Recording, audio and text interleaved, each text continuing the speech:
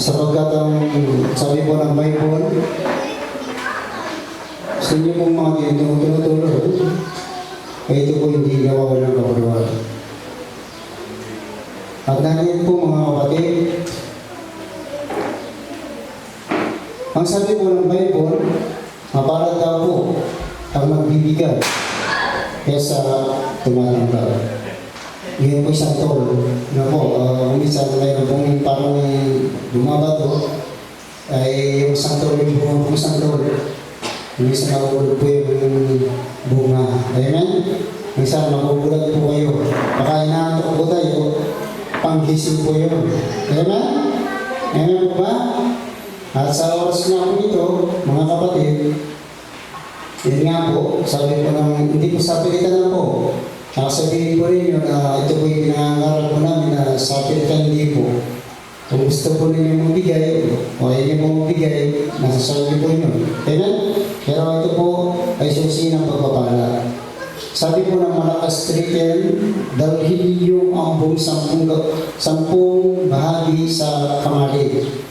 Sabi na, upang magkaroon ng pagkain sa aming bahay, sabi ng Panginoon ng mga po, at subukin ninyo kung ay sa bagay nito, kung hindi ko bubuksan sa inyo ang dumawin sa langit, at iuurog sa inyo ang walang sapat na silig na pinilalagyan. Ang ibig sabihin, ito daw po ay susi ng pagpapala. Amen? Susi rin ito upang makita po natin ang mukha ng Panginoon.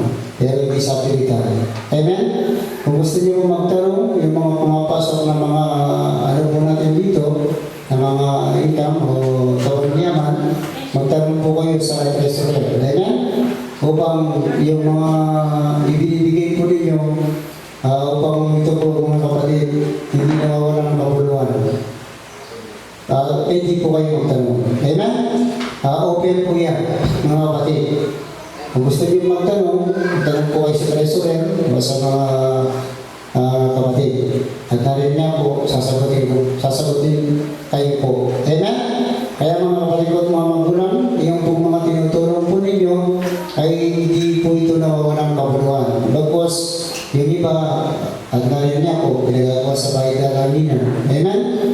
At marami po mga kapatid. Kaya huwag po ninyo iurog ang inyong mga kamay ang pagginawa na po ang siyang balang magpala sa inyo. At sa oras nga po ito, tayo natin tumayo at narinig niya po mga kapatid.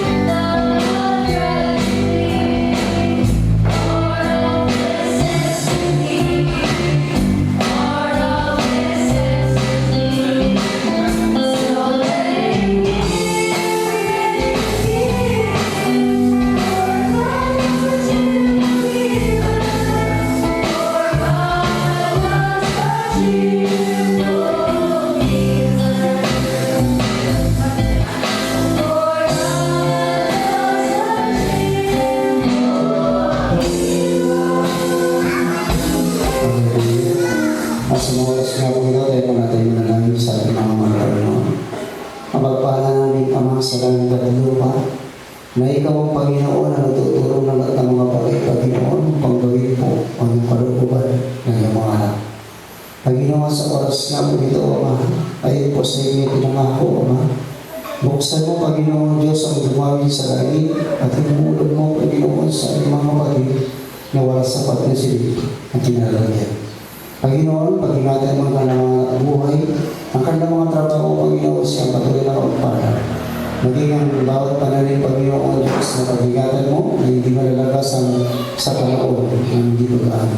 Panginoon, maging ang bawat physical pag-ingatan mo, bigyan mo ito ng kalusugan upang ang physical na ito, Panginoon, kaya paglibot sa inyo. Ang bawat ibinigay niya yung mga anak, tanggapin mo itong mabang haleluya sa iyong harapan. Panginoon, salamat. Ito po ang dalangin sa pangalan ni Jesus. Amen.